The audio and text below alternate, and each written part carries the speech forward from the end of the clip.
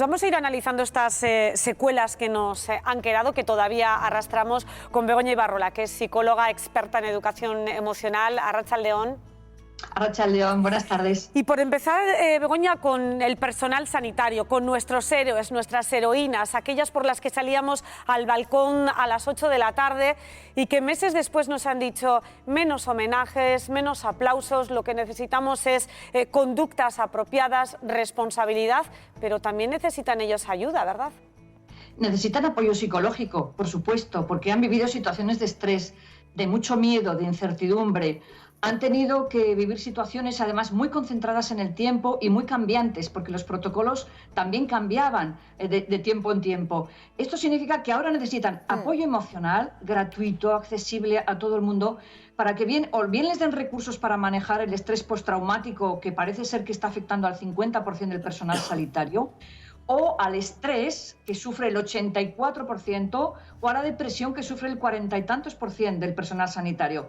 Entonces yo creo que los psicólogos ahora tendrían un trabajo fabuloso que hacer para ayudar a ese manejo emocional y a superar ese malestar emocional tan propio de esta situación que han vivido y que siguen viviendo. Ojo, que no ha terminado. No, claro, con lo que ya, con la mochila además que ya traen de los meses anteriores. Begoña, necesitan una ayuda, necesitan un apoyo, ¿y la están teniendo? No lo están teniendo porque, por desgracia, si la media de la Unión Europea es de cada 100.000 personas, 84 psicólogos, perdón, el 18% de psicólogos, 18 por cada 100.000, me estoy liando con las cifras, en España tenemos el 4,5%.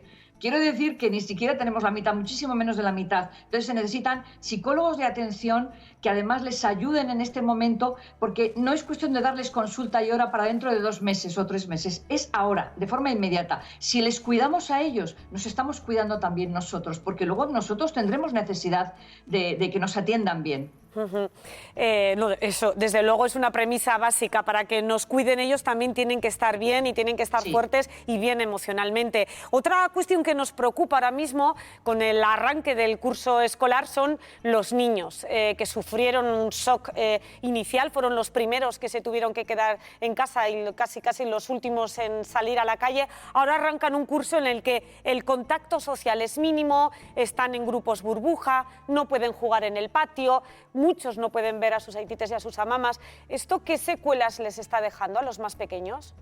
Bueno, tenemos que aceptar que va a haber una huella emocional de esta experiencia. Lo que pasa es que los niños tienen una capacidad de adaptación muy superior a los adultos. Aún así no podemos minimizar la situación emocional que están viviendo, ¿no? Y tenemos que legitimar todas sus emociones de miedo, de rabia, de ansiedad, de frustración, porque ahora mismo pues, se encuentran en una situación que desde luego no es nada normal. Por eso a mí no me gusta el término nueva normalidad, me gusta más el término nueva realidad. Se tienen que enfrentar a una nueva realidad. Va a depender mucho también el impacto emocional de esta situación, de cómo lo estén viviendo en sus familias, porque las emociones se contagian. Si hay mucho miedo, mucha ansiedad, mucho estrés, ellos van a sentirse también así. Pero si hay contención emocional, si hay una buena gestión, si les enseñan a cambiar los pensamientos negativos por pensamientos positivos, a hablar de lo que sienten, van a experimentar ansiedad, sí, pero en menor nivel, la van a poder controlar. ¿Van a sentir frustración? Por supuesto, porque no van a poder estar como quieran, donde quieran y haciendo lo que quieran. Pero el entrenamiento en lograr cotas buenas de frustración es necesario en la infancia.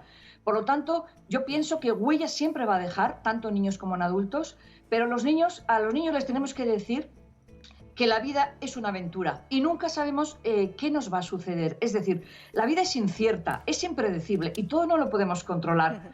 Por eso les podemos decir, mirad, ahora mismo os protegéis y os protegemos de esta manera, con estas medidas, pero tampoco hay que engañarles. El cero riesgo no existe en ningún sitio. Tenemos que diferenciar peligro de riesgo. Les vamos a proteger de los peligros, pero no podemos evitar que corran riesgos. Si el mayor número de accidentes se producen en la familia, en el hogar, de accidentes infantiles.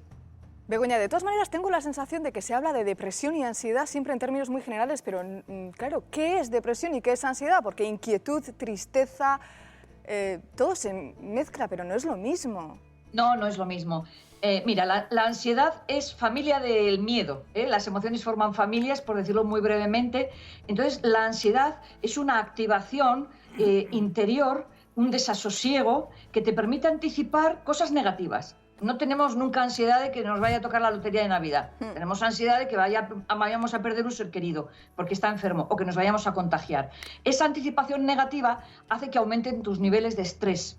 Entonces entras en un bucle, sobre todo muy focalizado en los pensamientos negativos, proyecciones hacia el futuro negativos que te hacen vivir una emocionalidad con mucha tensión, con mucho miedo, en un estado, en un nivel de intensidad alto. La depresión sería la tristeza llevada a lo patológico, es decir, todas las emociones son válidas, la tristeza también nos da una información muy valiosa, pero tengo que aprender a gestionarla. ¿Para qué? Para que ella no me controle a mí. Entrar en depresión significa, yo no puedo controlar mi tristeza, ella me controla a mí, no veo salida al final del túnel, el túnel se va estrechando y solo veo oscuridad.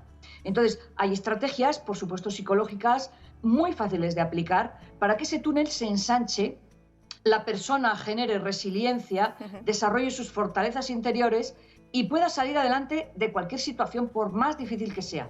Todos los seres humanos somos resilientes. Es una capacidad, pero es una capacidad que se puede desarrollar y en estos momentos yo creo que es una oportunidad fabulosa para desarrollar la resiliencia en todos. Para hacer prevención de salud mental, primero, para que no entremos ni en esa depresión, en esa ansiedad, en esas fobias que algunos niños ya están presentando, pero también para que mejoremos nuestro nivel de bienestar emocional, también en positivo. Porque la resiliencia nos permite no solamente aguantar, es afrontar las crisis, pero salir mejorados de esas crisis. Begoña, tampoco será lo mismo las consecuencias que tienen después de la primera ola, la segunda, ¿no? Las consecuencias psicológicas serán diferentes. Es como la primera vez que ves fallecer a tu abuelo y la segunda vez que ves fallecer a tu otro abuelo, no es lo mismo. O sea, lo afrontas de otra manera. Quiero decir, en esta segunda ola, ¿qué consecuencias psicológicas habrá? Porque no serán las mismas. No son las mismas, son diferentes, primero, porque no son imprevisibles, ya tenemos una anticipación y la anticipación mejora la respuesta de autocontrol, de regulación emocional. Cuando anticipamos que algo puede pasar, cuando ya nos han contado datos, cuando tenemos información, reaccionamos de una manera distinta. Pero lo que no podemos es anticipar cuándo llegará el final. Eso sí, entonces, la persistencia de un problema conlleva el que si no se sabe manejar bien al principio esa gestión emocional, pues empecemos a ver síntomas cada vez más alarmantes porque se perpetúa en el tiempo esa situación de tensión, de ansiedad, de miedo. Ahora bien, es muy interesante decirles a los niños que no sabemos cuándo va a acabar, es decir, prepararles para la incertidumbre, que es con la que todo ser humano tiene que vivir, pero no por eso quitarles el amor a la vida, meter sentido del humor, ayudarles a hacer planes, aún sabiendo que a lo mejor no se pueden cumplir, o en el tiempo por lo menos que ellos lo prevén.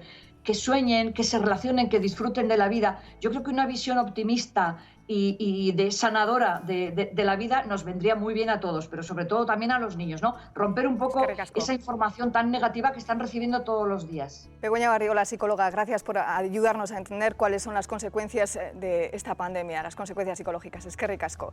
Gracias a vosotros. Y además